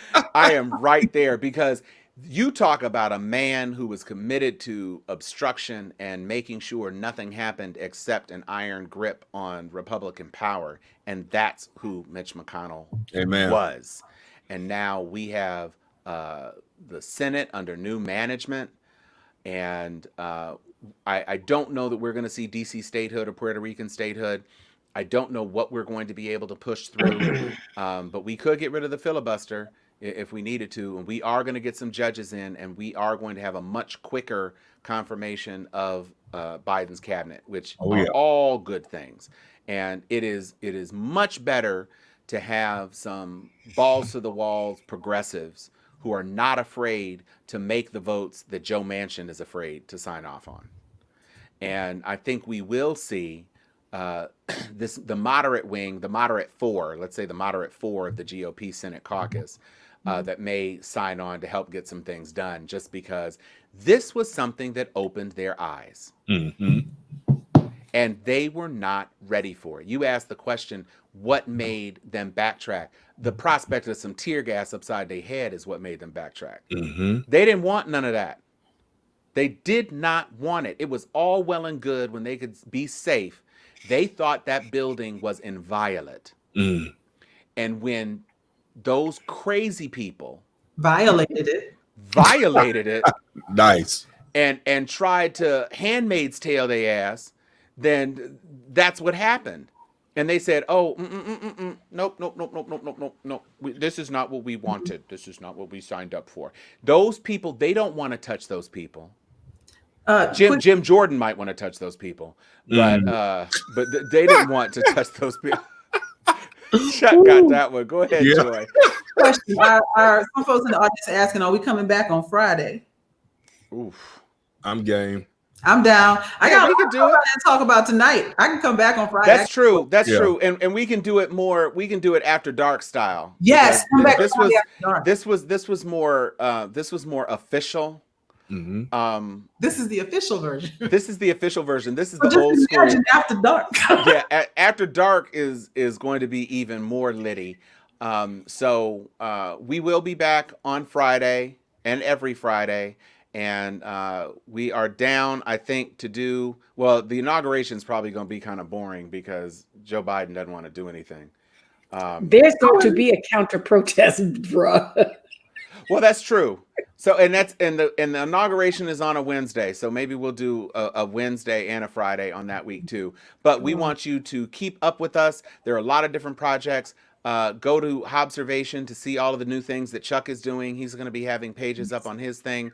I officially launched my Thomas Talking page today with a conversation with two medical professionals about COVID and vaccinations. Please seek me out on Facebook. Look for Steel Sharpens Steel on Twitch. Look for Thomas Talking on Twitch.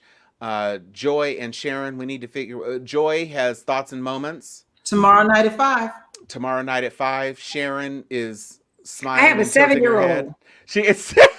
Sharon's got a 7-year-old. She's got a 7-year-old. So, but we are doing things. We are building each of ourselves in these individual spaces because it is important for these voices to be heard. We want you to continue to be a part of this family. Please invite your friends. If you enjoyed tonight's podcast, please invite some people to come and like the page so that we can continue to grow and continue to spread these messages, get these perspectives out into the world, and bring to you the same sort of analysis that you are wanting on mainstream media. Because what we are not is the lame stream. Amen. We am not be that. So join us on Friday. Join us every week. Stop pretending like you don't know when we do the show. We do the show every Friday at 5:30, and tonight we did it special. 8:35. Yeah, that's Pacific 8:30 on the Standard East Coast. Time. So 7:30 Standard Time. That is where we are going to be. We are going to be here each and every week. You can count on it. And we love you, and we thank you for being a part of Steel Sharpens Steel. And we want you to know that you are our family. We love the Sharpies, and we about to put a cap on it. All right. Oh.